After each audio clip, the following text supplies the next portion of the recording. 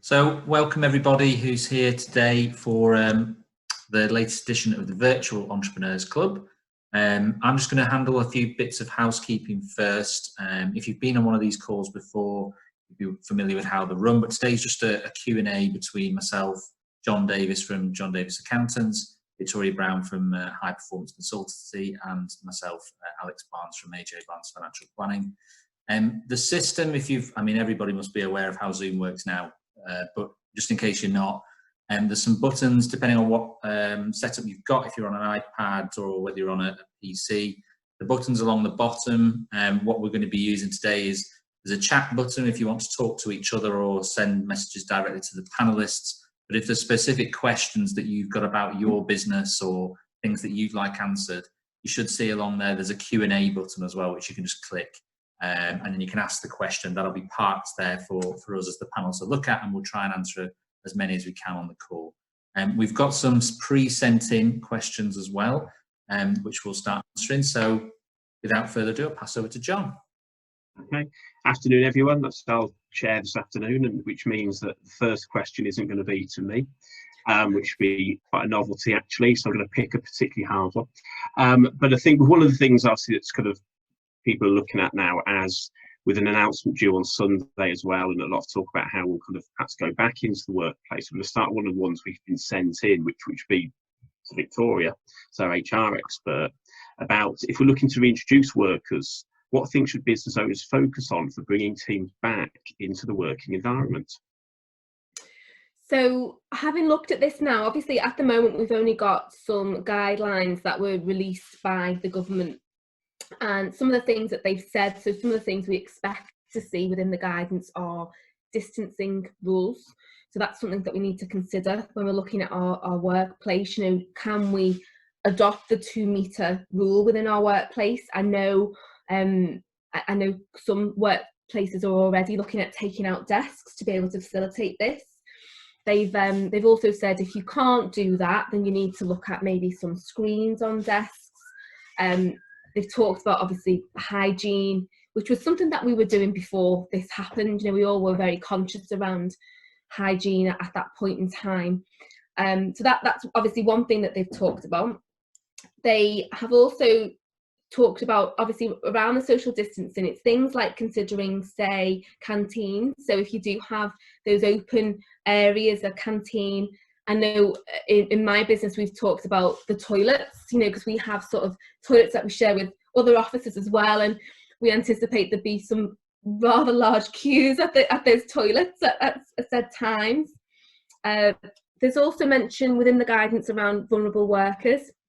So looking at, as you know, what they will indicate as vulnerable worker is somebody over 70 or pregnant women. And it's considering their roles. So it's something that you need to think about at the moment, you know, looking at their roles and thinking, are they in a safe environment within their role, or do you need to look at an alternative role for them during this period of time? There does appear from the guidance to be an onus on an employer to look at alternative work.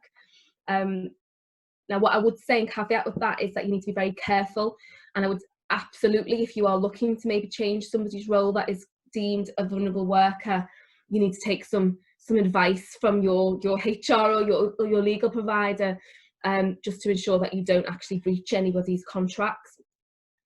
The other mention is around public transport. So there is talks about actually there being some maybe staggering shifts just to try and take that pressure off public transport.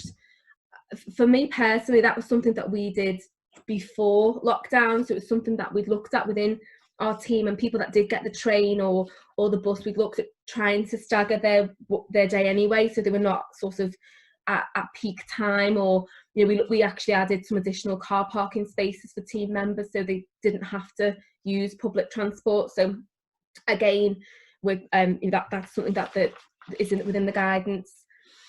They've talked about risk assessments, so looking at us having to have a coronavirus risk assessment before we enter anybody back into the workplace. But from what I can see from the guidelines, it does suggest that there is still this this sort of expectation that if you can work from home, that you would. So for the majority of people that you know, are in offices, there is that expectation that it could be months before actually we do return to the normality that we once knew. And Will, I mean, you mentioned kind of staggering timings. Will, do you think there'll be? We've chatted about whether perhaps we even kind of stagger the days. So, you know, some people are in Monday, Wednesday, Friday, because to an extent our office, I'm sure many are similar. You know, we have, I suppose, pods of 4, and to keep people 2 meters apart, it can only be the ones who sit diagonally. Do you think you'll see that of half the people in, half not? And definitely, we've had talks with a lot of clients now, and some clients are looking to keep some of their staff working from home because actually that's working quite well for them now. Some are looking to stagger the week. There's been talk as well of maybe people actually just booking in to the office on the days or the hours that they want to work, to stop sort of any you know, ensure that we can obviously meet the social distancing rules, and also to prevent the public transport challenge as well. So I think you will see a lot of sort of rotation. One of it, because another mention within the guidance is around hot desking as well. You know, so I know, like, a lot of, say, call centres that we look after, that's the way in which they operate at the moment. Well, from a hygiene perspective, that's not great, and unless you're willing to sanitise down that desk every day, then you probably need to look at actually reducing the amount of people that are in the office on any day. So there's a lot for us to consider. That's certainly going to be interesting. In terms of then the next one, I'll ask myself one as such from here. Partly it means on the screen for me, at least, I'm just going in an order. But I think one of the big things this week we were chatting about just 10-15 minutes ago was the bounce back loans.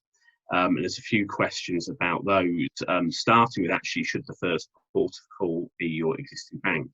Now, for anyone on there who hasn't come across them, the bounce back loan is a loan between £2,000 and £50,000, capped at 25% of your turnover, but it's available, or been available since Monday, with a very simple form to fill in with quite an attractive interest rate at 2.5%, but with no repayment in year 1. So it's a 6-month term, no repayments until May 2021, and then you pay 60 repayments after that. Quite a lot of our clients actually have asked about this, because generally most of the funders who are currently registered to offer it are only offering to their current customers. And that's really because of the sheer volume of applications. There are about 100,000 on day 1. So it is kind of a very popular loan. HSBC will accept from non-customers, but they've said it'd be a slower process because they will look at their current customers first. But a lot of other lenders will be added, and the loan will be open until the 4th of November, at least, as it may be extended. So if your current bank does not offer a bounce back loan, they're probably looking to get added anyway. Particularly some of the newer ones, people like Starling, a very popular bank, they are in the process of being registered. And then there are people like Funding Circle who are in the process of being registered for that. The other question which leads in is how long it's taking to get approval. The loans went live Monday morning. There seems to be a lot of websites crashing and some criticism of some of the banks on Monday itself. To be fair, it was dropped on them less than a week earlier, and it was 100,000 people applying for up to £50,000 on a day. You can see why there were perhaps the odd technical problem. But a lot of people already had them. People applied on Monday. Some had them in the bank on Monday that I'm aware of, others yesterday, some today. So to be fair, it's coming through quite quickly, and the forms are quite simple as well. So that's such a lot of questions about that. I'll probably come back to those later, but some of the other questions we have. But Alex, the classic one, I've heard now is a good time to invest. Why is this, and should I do so? Yeah, so I think that whether now is a good time to invest or not will really be dictated by what happens going forward. I think that that question is quite an open question. I know who asked that originally. I think that it all depends on your time frame. It all depends on your plan. What I would say as a word of caution is don't rush into a marketplace and try and catch a falling sword if you haven't got the right plan to back it up. So by that, I mean, if we're looking at sort of an investment term, you know, and we can afford to leave the money invested for 5, 10, 15 years, and we start to go through that beyond a short-term cycle into a medium-term investment cycle, into a long-term investment cycle, investment principles are on your side. And, you know, whilst we don't try and time the market in terms of, is this the bottom, is this the top, is it a good time to invest, is it a bad time to invest? Usually what I prickle a little bit when somebody asks, is this a good time to invest? Because it can be a bit of a loaded question. It usually leads us down the path of speculating, more akin to a gamble or a bet. And I think that it's a risky strategy to start making decisions of investment purely based on what the market's doing, because the market is a cruel mistress, and catching such flips of sentiment, positive or negative, can require quite a lot of foresight, but quite a strong stomach at the same time. So you can even that out by taking well-established investment principles, such as investing over a long time, making sure you have a diversified portfolio, making sure you review it properly, not taking too much risk. Doubling all the way back is now a good time to invest. You'd have to say probably, but that is because all investment markets are quite cheap to get into at the moment, and assets are quite cheap to buy within portfolios, but it should be stressed that's within portfolios. So I appreciate that's a little bit sitting on the fence. I'm sort of saying probably, but it depends on your goal. Link to that, one of the questions actually is say, do you think we've seen the worst of the investment market this year?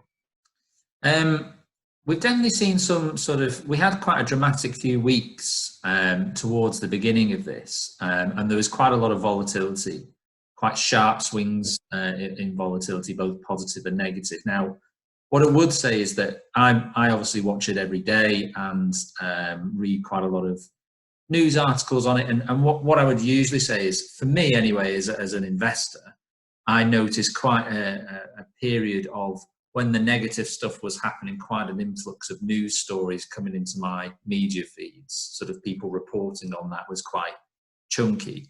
When we had the positive days or weeks or mini bounces or bear market rallies or whatever you want to call it, I didn't notice as much reporting happening in those days. Now, you can speculate why that might be yourselves, but are we beyond the worst of it?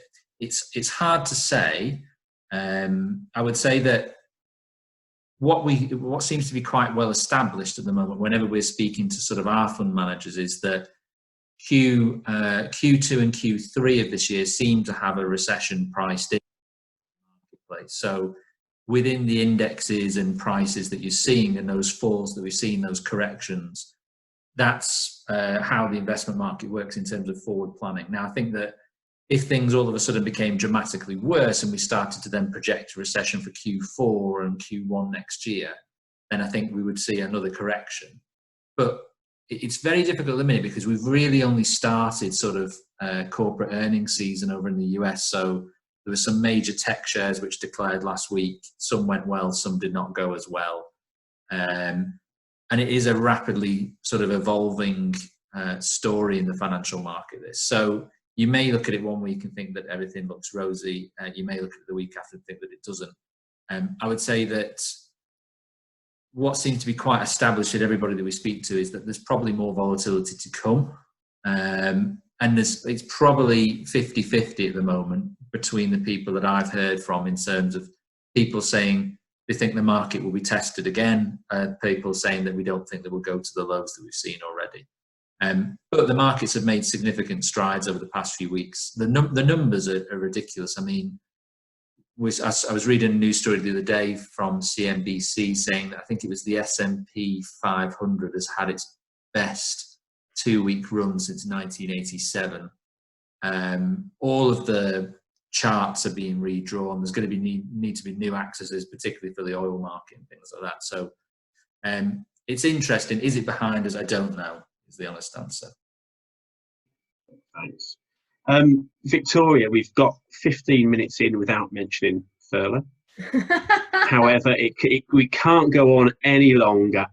So one of the questions is, I know already that there's unlikely to be a job for some of my furloughed staff after this. Do I need to do anything now? This is interesting because we are getting quite a lot of people asking this question, and I think it's because of what it's called. Because it's called obviously the Coronavirus Retention Scheme. There are quite a lot of employees that have that understanding that if they are furloughed, then their job is protected for a period of time, and that's not the case. And that's the idea and the measure was to try and prevent these early redundancies, and that was one of the reasons why the government extended it to the end of June, because I think they anticipated that otherwise there would be an influx of redundancies in the June period.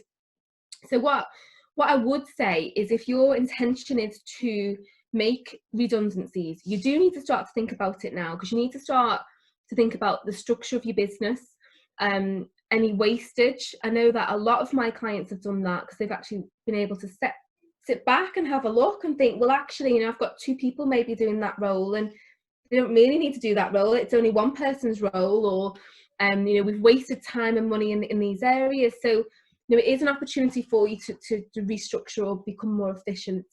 But if you are looking to make redundancies, then you do have to enter into a period of consultation dependent on how big you are as a business. So you need to work backwards really to think, right, okay, well, I know I can furlough this person up until the end of June.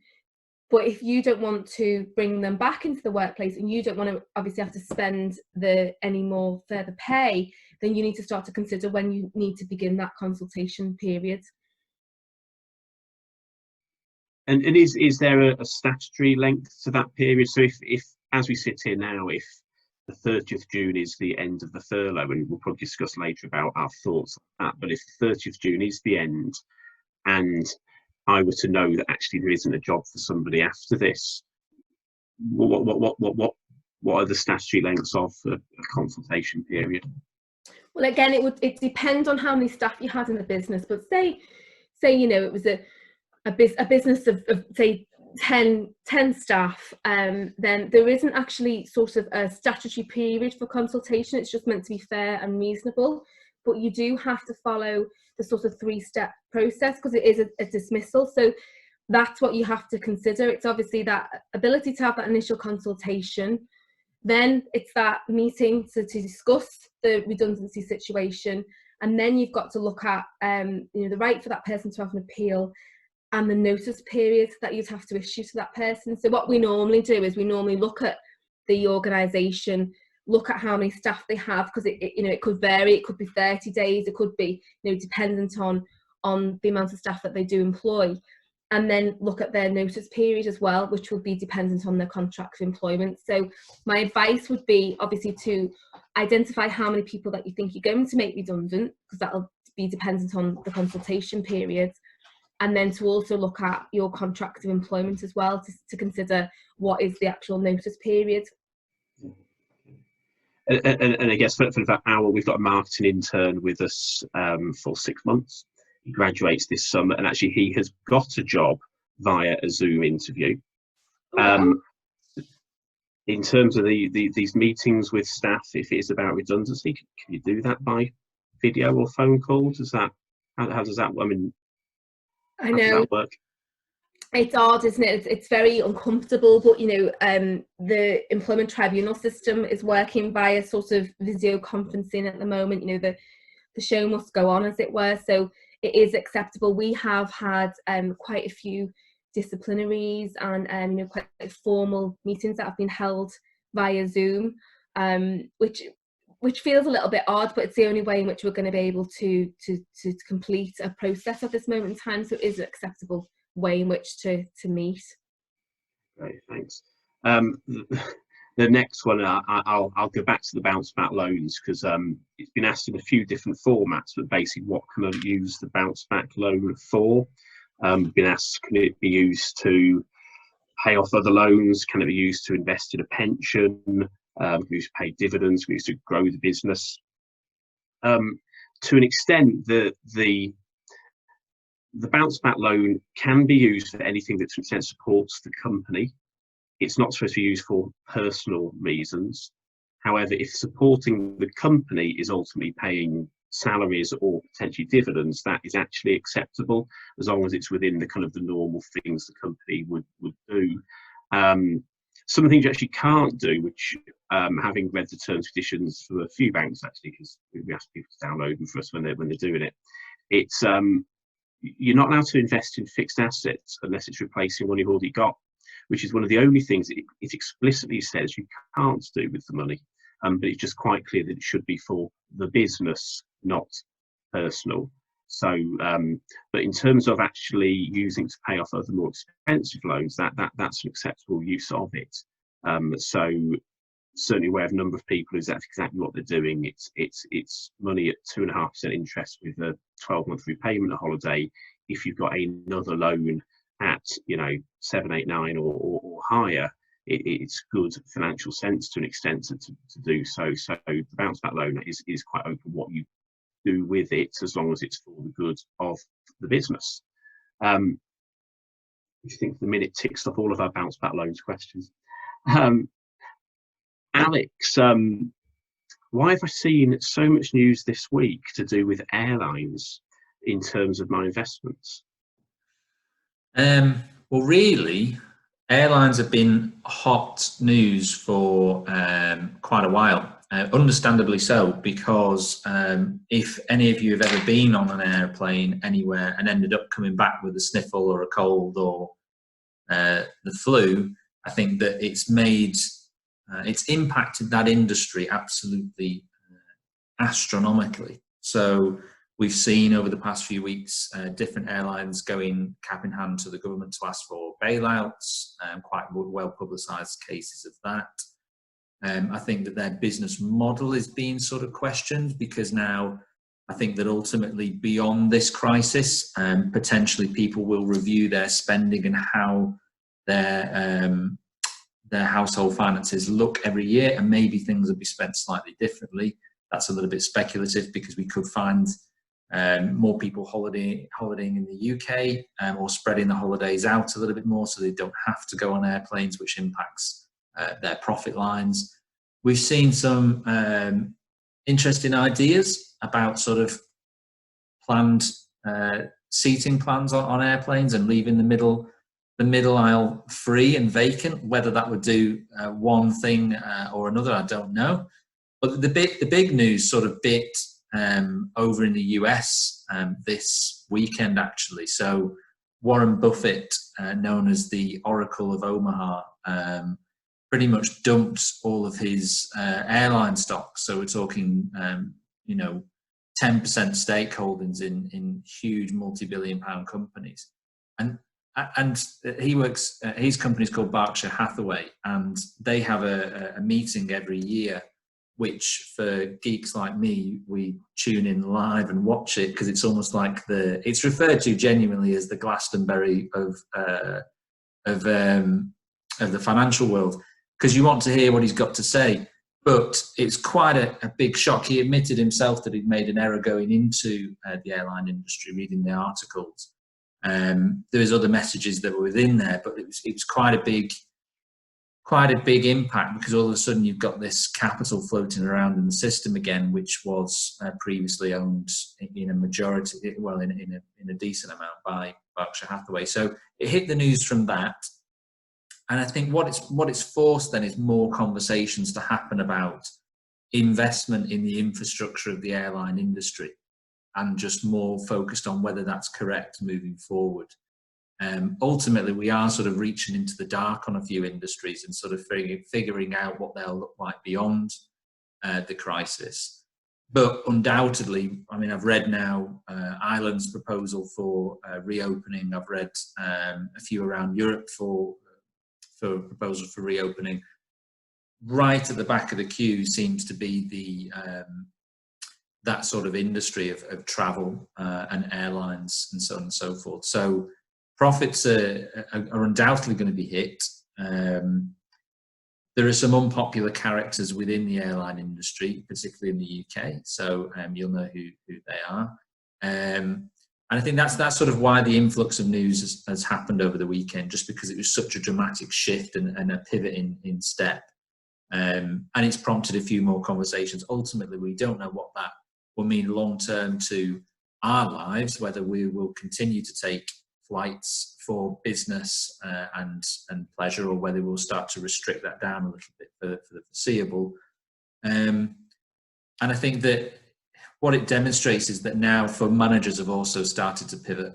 So I think that they've started to change step, and moves have started to be made away from well-established industries into perhaps how we'll be living in a different world. So more investment in tech and hygiene and so on and so forth, and stepping away perhaps from some of the most tarnished industries from this. And I guess linked into Victoria with obviously the lots of job losses at Virgin and British Airways, I guess presumably then that them announcing them now before the end of the furlough, again, is that tied into that consultation period and the likes? Absolutely, because I think I thought, well, why are you doing this now when furlough? But it'll be tying into their necessity for consultation, and also probably taking into consideration those they'll have sort of like holiday accruals that they'll obviously have to pay out for, and they'll also have like notice periods to consider. So they've had to, as I said before, work backwards in that regard. And actually, on the holiday, one of the questions is, find it again about furloughed staff, is that my furloughed staff, obviously they accrue holiday while they're on furlough. How do I stop them all taking their holiday at the same time when they're back? Or how to at least, I guess, at least manage the process. A bit harsh like that, but that's reading the words. Okay, so what we've recommended to clients, because obviously the guidance was updated again, and there was further clarification in this regard. You are allowed, so furloughed members of your team are allowed to take holidays during this period of time. The only thing you have to do is, if they are paid at 80%, you would need to top up their pay for the days that obviously they are given as holidays. Now, I know a lot of people will go, well, hold on a minute, why would they want to take a holiday when on a holiday? But you can ask people, you can give them notice to take holiday, so that wouldn't be unreasonable. I've got a lot of clients actually that have done that, so they can manage, they want to try and manage the holidays fairly, so that when they do hopefully go back into work, and the lockdown is eased, that they haven't got this influx of people trying to take holidays during that time. There is obviously the government did announce they are going to change the rules where you are allowed to carry over leave, for another couple of years. However, it would appear from that at the moment, that sort of guidance, that it is very much for sort of key workers, and if you can demonstrate that you've been impacted by coronavirus, sort of beyond being furloughed as it were, that you couldn't take your leave. So I think at this moment in time, my advice to people is to try and encourage their furlough and their employed staff that are not furloughed at the moment to take some of their leave now, at least what they probably would have accrued up until this date, so that it doesn't become a difficult process. And on the first of these calls, actually, on the first of these calls, actually, was just before the Easter holidays, and the guidance all very new and fresh. We've touched on it then. So this Friday is bank holiday. If I've got somebody furloughed and they're on 80%, do I have to pay them therefore full pay for Friday? So again, still, I've got a real mixed bag of people from a bank perspective. So where the guidance has been to top up for holidays, it's not been as clear on bank holidays. So I've got a mix really of people that feel like it's sort of fair and reasonable to top up to the the 100%, but then others leaving at 80. And I think, to be honest, the reason behind that, I suppose, is if you are asking somebody to take a holiday, you are forcing that upon them, aren't you? Whereas the bank holiday is there already. So, you know, I've got sort of a 50-50 split with my clients of what they're doing right now. So to an extent, people are still interpreting the rules and trying to make the best of it. Then is that the case on especially things like the holidays? You know, Sophie, you froze a second. John, So Victoria, in terms of then, stick with the furlough for a second. Then one of the ones that we've been asked again, I think repeatedly, but I'll use one of the phrases is a director of a limited company, that old chestnut, and furloughing a director. People are talking about, can they furlough themselves for 3 weeks, come back for a week and work very, very hard, and then furlough themselves for 3 weeks again and do that on a cycle as the director of the company? Does that work? I love some of the creativity that is coming out of the UK at the moment. There's nothing within the scheme to say that you couldn't do that. You know, the requirement within a scheme, you must be furloughed for a period of 3 weeks. It doesn't say how long you'll be off furlough to be able to go back on furlough. It's just that request that you must be, you can't apply unless you've had a 3 week period. So yeah, you know, that my only concern, and it's probably more back a bit to you, John, would be if it wasn't for the case of them working very hard within that week and actually they were trying to manipulate the system. I do think the fact that HMRC are asking us to keep our records for 5 years, you know, that they will be looking at sort of cases like that. You know, that I would anticipate they'll have inspections. So I would err on the side of caution, really. You know, I agree. I think there are cases when it's real, in the same way that it is one of your employees. There are some tasks that people do that are on like a cyclical basis, and it could be they're off for 3 weeks, come in for a week because it's a monthly process. I think as a director, yeah, it's about being fair, reasonable, and as honest as in this, because I think the cost of the furlough, £8 billion a month, perhaps focuses government's and HMRC's minds on looking at these afterwards. And as you said, you know, you've got to keep records for 5 years. So, someone said the other day, actually, someone cleverer than me, in a group of accountants. It's great fun for your evenings and weekends. But talking about this kind of thing, and someone said, well, HMRC would never notice, was the client's kind of thing, and the response was, well, if there are no police cars around, would you drive 150 miles an hour down the motorway and then complain if you got caught? And it's kind of a similar thing, really, is there's some people who actually, they'll never look at me, but in reality, as a director of the company, do have a duty, and therefore it is better to do it correctly. If it is a genuine cyclical thing, fair enough. Well, thank you.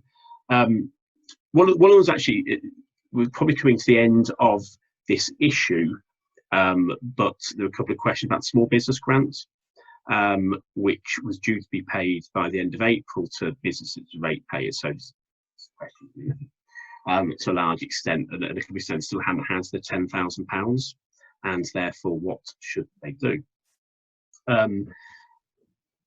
The idea was that it would be paid by the end of April. I think different councils did pay at different rates. There was a league table published about 2 weeks ago, actually, and the best council in the country at the time was Redcar, who paid out 90-something%. The worst was Luton, who paid out 10%. The likes of Liverpool, the local ones, all in the mid-40s. Manchester as well. Actually, we were chatting on the last call about people getting these. They were quite similar. One of our clients, actually, who hadn't received their grant, did speak to Liverpool Council on Thursday or Friday last week. We're told there was a bit of a technical issue over applications made between the 1st and the 5th of April, and they were actually delayed. So people applied on the 6th, got it earlier than those who were had applied before them. But their advice to my clients actually was, if they hadn't received it by today, Wednesday, was actually to give them a ring So if anybody hasn't had the grant who was eligible with the paid business rates, give your council a ring actually, because you should have had it by now. Probably actually leading into that, and it is in another question there, it's probably natural to just talk about, there was announced at the weekend a top-up grant. The top-up grant is for people with premises but who don't pay rates and weren't eligible for the original scheme. So it lists people basically in co-working spaces who, I mean, some of our clients actually do rent a specific office or a room within a building, but they pay an all-in fee to the landlord, which covers the rates, so therefore they weren't eligible for the small business grant. So people in those positions, there's a new top-up grant announced at the weekend. The details are a bit sketchy, to be honest. It's about £600 million, which is about 5 or 6% the value of the main grant, but it's been allocated to councils over the next couple of weeks to cover some of these people, with the idea being that it will actually be slightly discretionary, which I'm always slightly worried when something's discretionary. But the idea is it's to recognise there are people who do have premises, pay a rent but missed out, and the idea of the grant to extent was to cover your rent during these months, and therefore there'll be more details in the near future. So that probably, to an extent, I said the small business grant itself and the retail hospitality grant should have been paid by now. If it hasn't, please do get in touch with the council. If you weren't eligible, there is a new grant, and the details are being put together right now. So that was some more kind of government support, which is good. Alex, I like this one. I don't know who asked it. What is going on with oil prices? Just short, sharp, and sweet. What is going on with oil prices? Good question. Quite a lot is the answer. So if you were to switch on any of the news over the last few weeks, that's been one of the hottest news stories that's been picked up. It happened on I think it was a Monday or Tuesday evening, because I thought, well, that's the trading day done. I'm making my dinner and I've all of a sudden switched my phone on and I see negative oil prices come across my dashboard. So automatically then log back on and think, what is going on here? Well, the oil industry or the energy industry is going through COVID-19 impact, pure and simple. I think that the thing that a lot of people are wondering, why is it so badly impacted? And it is, if you think about all of the things where the oil and gas and sort of energy industry supply globally at the moment, factories and people filling up their cars and wagons and tankers all over the world. Well, people haven't been going to work. Factories have been shut. Lorries have not been driving. Cars have not been driving.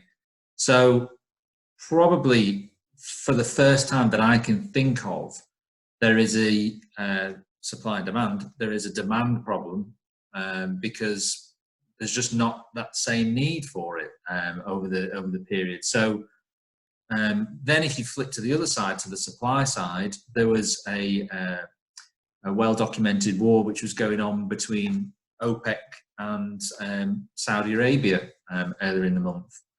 I can't even think whether it's the month, probably maybe even the month before now, where they decided,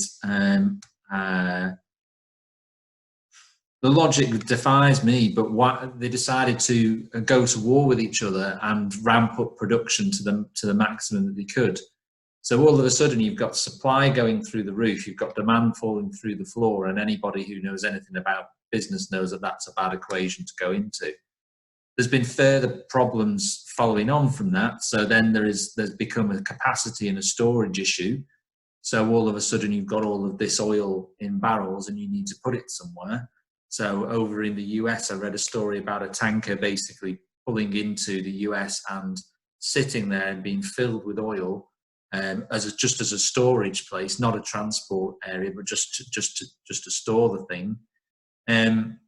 There was a little bit of good news which came on the radar, which was that kind of that war kind of calmed down a little bit when there was this development of this OPEC plus. So a little bit of an agreement to turn the taps down a little bit. You might have seen some of Donald Trump's tweets about that, and playing sort of the classic playbook at the time, as far as I've spoken to my friend in Saudi Arabia, and we've agreed to down production by 10 million barrels or 20 million barrels, whichever one you want to look at. So that kind of eased things for a little bit. But my interpretation of it is that the oil market is very much a forward priced market. So, for example, they're always looking at the month ahead, and they're selling barrels based on demand for the month ahead. So you talk of it in terms of contracts, and there's a few different sort of markets for oil. So there's Brent and there's Western and a few others. And essentially what the position which caused all the headlines was, it was towards the end of a trading period of a future contract for the month after, where all of a sudden their traders were saying, we just need to get rid of this futures contract. We just need to sell, and then the price of it sort of fell hugely into. I think at one point we were tracking it by the minute, and it went down to sort of negative 30 odd dollars a barrel almost. So the rates have been ridiculous on that. Now, what will happen going forward is the more interesting question, because now we're starting to see this conversation shift, which is, probably we'll hear a little bit more about our own country on Sunday, about plans to reopen economies. And it's that reopening of economies now which may see an element of greater stability. Who knows? That's well above my pay grade. That's more down to the traders. But reading all the articles that I've been seeing, that seems to have brought a little bit more stability to the market going forward. Ultimately, again, though, it comes back to that what I was saying before, the cycle of investment and what people will be using beyond this crisis. Whether there will be the same demand going forward for oil, who knows? Because I think that there's been actually a secondary conversation spinning off from this one, which I've seen, which is much more around climate and what's been going on with sort of the positive impact of the economies not booming as much in terms of climate change. I've seen stories of ozones closing back up and less sort of casualties from air pollution across the continent and beyond. So I think that maybe some tough questions are being asked about sort of that need for oil in the long run, and whether a switch to more sustainable or green energies. I mean, for example, electric cars have been sort of the talk of the town for the past few years. Now, there's obviously where you get your fuel from for the electric to then provide that, but it's not sort of the central part of the transaction anymore. It's further down the line. So ultimately, if you want to know what's been going on with oil, it's been very volatile. It probably will continue to be volatile because we're in a brand new world, a new normal as it is now. And in the UK, we're probably more exposed to it because we've got quite a lot of energy companies which are naturally on our shores here in our markets. So I can't go down the petrol station and they pay me to cars. Everyone seems to think the other week that's not what was going on with the oil prices.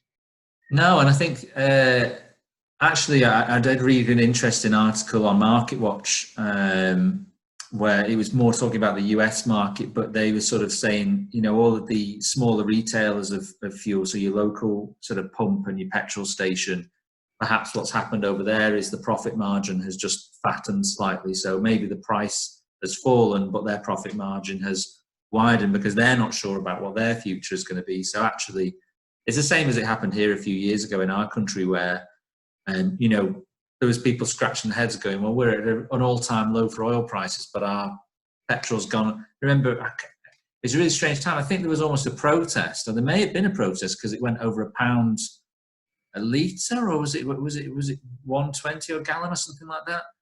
There was a massive protest, but now you go back to the pump and I'm just used to paying 130, whatever it is. So that kind of subsided. Whether it'll come back and we'll have that same conversation, I don't know. But I doubt you'll be going to the pump anytime soon. They'll be paying you to take it off. You're too young to remember, Alex, but I remember people going nuts when it went to £1 a pint. for beer. So you mentioned actually like looking forward actually, so I'm just going to tick off one of the last questions we've got, which is I guess is looking backwards, then just move on to the more looking forward ones for the last kind of 10 to 15 minutes. It is one for me, which actually people asking about the self-employment scheme. When will I get my self-employment money, and do I need to contact HMRC? Well, funny, the time is good, because actually this week HMRC have started contacting the self-employed to tell them whether they are eligible or not for the grant.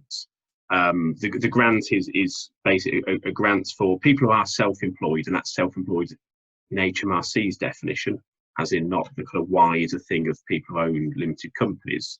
So people who fill in the self-employed section on a self-assessment tax return are eligible, subject to a few criteria, to a grant to be paid in June, which is the equivalent of 3 months of their average profit. That is calculated from the last 3 annual tax returns. So what it means is HMRC have already got all the figures.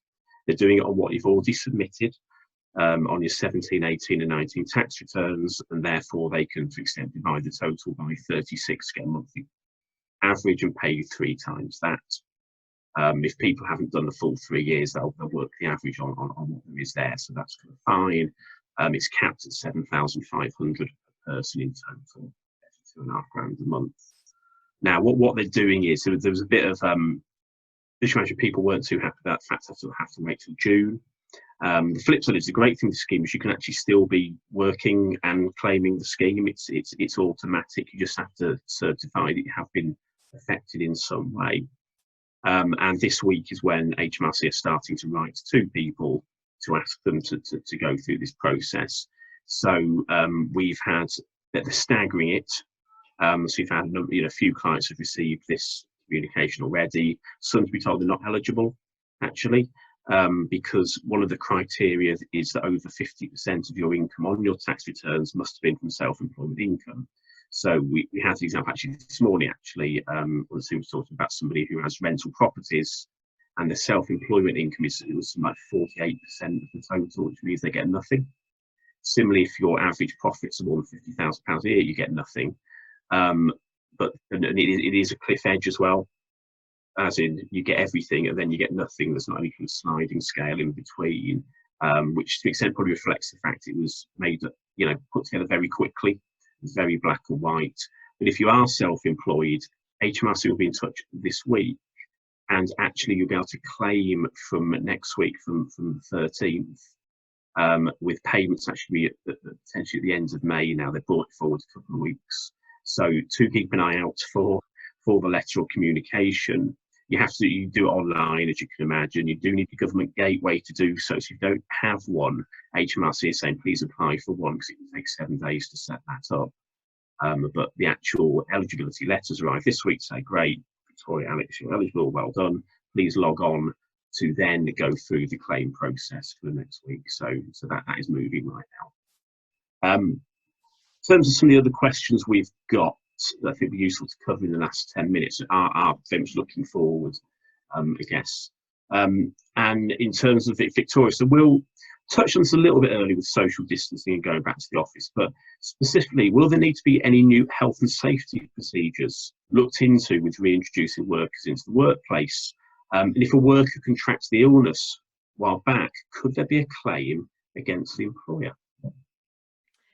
So in terms of, from a health and safety perspective, yes, the guidance is saying that we're going to have, so every employer is going to have a coronavirus risk assessment before they go back into the workplace. So it'll be interesting to understand, and I do hope that the government do iron out exactly what they expect that to look like. I know from a moral perspective, I think we all will want to do some form of risk assessment anyway, and what I discussed before around sort of social distancing and canteens, toilets, and all those sorts of considerations we're going to have to take. They'll have to be obviously documented in this risk assessment and sort of a risk pyramid, as it were, so that you can mitigate some of those risks, and also to identify those vulnerable people within your workplace. Because I know earlier on I mentioned sort of over 70 and pregnant women, but you also need to consider people that may have an underlying sort of illness or condition that you're not aware of that could potentially be vulnerable. In terms of claims, Jonathan, it's an interesting one. It's something that we actually talked about yesterday, that what does concern me at the moment around the guidance is that and the union have actually argued about this, because when they've looked at the guidance, the union have said they don't feel that it's too grey, it's not very distinctive of exactly what the employer needs to do. And then that will obviously open it up to interpretation, and potentially for people that are not necessarily got the same moral compass as we've all got, some sort of abuse of getting people just back into the workforce, which could inevitably lead potentially to some claims. So I do hope that the government do listen and they do make it just a little bit more stringent for us.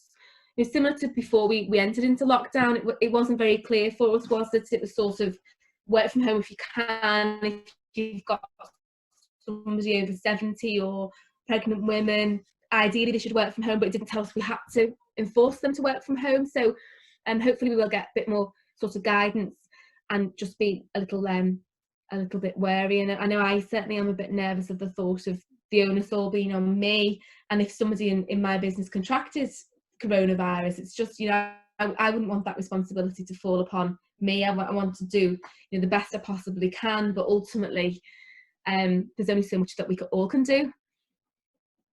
And as an employer myself, and you are my HR advisor, what therefore, I mean, I guess guidance will come in over the next few weeks. It becomes clear when we are all allowed back into the office, but what kind of things should an employer be doing to I mean, protect the staff, but then protect themselves from any claims? I think communication is going to be key. So I think once we've got clarity over exactly what is expected of us from the government, then that will help. So we'll understand, you know, sort of like the distancing rules, and you know that at the moment the area around PPE equipment is blank. So we don't know, are they going to insist on us providing that? Are they going to provide it? You know, do we have to ask employees to? It's very unclear what the expectations are. I think once those expectations are clear by the government and we do deliver on these risk assessments, I think it's very important that we do communicate that with our employees before, because you know we were incredibly busy, as you can imagine, at the beginning of this, and we anticipate we're going to be incredibly busy at the end of this. And we'll have similar circumstances where you will get employees that will, you know, arguably try and abuse the system and say they can't come in, and it's going to be a challenging time for employers. But I think if you have, you know, you follow the guidelines and you are fair and reasonable and you communicate that very clearly to your workforce, and I think it's about being that bit more flexible than we would normally be. Maybe, you know, something I've not mentioned today is obviously schools as well. So when I'm considering us sort of going back to the workplace, I have to consider the people in my business that I know are parents, and until those schools open, I can't expect them to be able to work full time within the office. It's not, unless I set up a nursery. I see you've got another one added in the to the HPC team this week. Oh, we did. Yes. In the nursery. Yes, we did. and I guess perhaps a last one, which is directed to, does the panel think? Which, so we can all perhaps have a little opinion and chat on this for the last few minutes. Is does the panel think that the current furlough scheme goes far enough? And in terms of, we'll be looking at in terms of coming to the end of this, should it kind of be extended for some sectors? How will it come to an end, the furlough scheme? And I'll start with Alex, because it's probably about how do we see a way out of lockdown in terms of kind of the economy and what have you, really, in the furlough scheme and people returning. So Alex, do you have some thoughts on that? I think it's sector to sector, and I think that sort of reflects very much the mood about the way that lockdown will probably be unlocked down as the phrase seems to be coming out. So I think that there's probably going to be, you know, industries which are easier to get back on the feet and sort of get back to a new normal sooner. There's going to be ones which will take considerably longer. I think that all the good work which has been done in terms of furloughing people and supporting businesses and everything and so on and so forth, I'd hate to see that sort of washed down the drain with just a blanket cap on we're stopping it in June or July for everybody, particularly those that are in the leisure and hospitality industry. Personally, I'd like to see more support. Whether we'll see that or not, I don't know, because it looks like it's going to be a little bit longer for those guys to return to that sort of profitable area. And Vicar, what are your thoughts on the furlough scheme and how it might end, be extended, or what will happen? I think in terms of the furlough scheme, you know, in some respects, it's been, you know, we've got a limited amount, I suppose, of resource, and it's been a great way to try and help support the economy during this period of time, and we've not seen maybe the redundancies that we would have seen. And you know, when I was sort of at the beginning of this process, I had a lot of clients that's what they thought they would have had to have done, and you know, they've had, at the very beginning, they sort of laid people off, which obviously once furlough was announced, we could then sort of backdate, which was fantastic. But one of my concerns with furlough has been the need to make the payment first before you sort of got the, you know, you could recover it back, because some of my larger clients have really struggled with that, particularly because the banks have taken so long to release, you know, loans, or you know, the sort of council with grants, so they've had a real cash flow issue, and the government sort of didn't make it. They basically said that, you know, there wasn't a particular criteria over who you furloughed. So what we're finding now is we're seeing solicitors writing letters to some employers that have maybe furloughed some people in the business, but they're not laid others off. And the reason for that is not that they're being discriminatory, but they've made those choices sometimes because they just physically haven't had the cash flow to be able to make those payments. So I do think, you know, and I am expecting a spike in sort of some tribunal claims off the back of furlough, when they're going to argue and say, well, actually, you know, I'm a woman of a certain age, and a man has been sort of furloughed and I haven't. You know, those sort of claims, you can already see that the climate, you know, we know what solicitors, if they've got an opportunity, they will find that opportunity. And then the other sort of concern I have, which is obviously what Alex mentioned around furlough, is the point of around the hospitality sector. We have quite a lot of clients in the hospitality sector, and at this moment in time, I think with the support that they've got with their rates, being able to furlough their team, and you know, sort of some of the loans that they've taken out, they can survive. But their fear is that if the furlough scheme doesn't continue and apply for them, and they're either sort of semi-open or the social distancing rules are in place, it will finish them off. So you know, there is some real concern within the hospitality sector, I think, and you know, obviously other sectors that have had a similar hit. Yeah, I agree, and I think it'll be. I think that the scheme's got to be extended in some way, but probably sector by sector. And those who are not allowed to reopen, yeah, ultimately, if they're not allowed to reopen and the furlough scheme ends, well, you lay everyone off. It'd be interesting with the hospitality sector and restaurants and the like. So if they can only half open due to social distancing, it's actually quite hard to have a profitable restaurant if you can't be full at least some of the time. I think, I mean, the payments, I mean, that March wage payments that wasn't funded to the end of April was a hit for a lot of businesses. Although now, the great thing is now is effectively you can get the money before you pay the wages. So for April and then now for May, that shouldn't be an issue as long as you can fill the forms in. But to be fair to HMRC, for something that was made up very quickly and put in place and paid out £8 billion, it was actually a very smooth process, because obviously we process a lot of them. And apart from the odd little hiccup with the screen freezing, the payments did come through within 6 working days, which meant pretty much all of our clients had them before they had to pay the staff, which was good. But yeah, I mean, I've been talking last day or so about it won't be a cliff edge, but we do look have to look at getting people back to work, and this not just being a cushion and stop it, and the employers making the hard decision as well in some ways. I think we've kind of hit the hour. There's a few questions we've not quite got to, but we kind of covered the topics they were on. But if there's a couple of specifics, we'll pick them up in the email that goes out afterwards. But on that, I'll actually hand back to Alex for the housekeeping and the close, if that's okay, Alex. Yeah, that's fine. Thank you very much for everybody for attending the event. So collateral which will come out after this, we'll send an email to everyone with our next planned meeting. We'll also try and get the recording out online. There'll be a few bits which will go up on social media over the next sort of 24, 48 hours.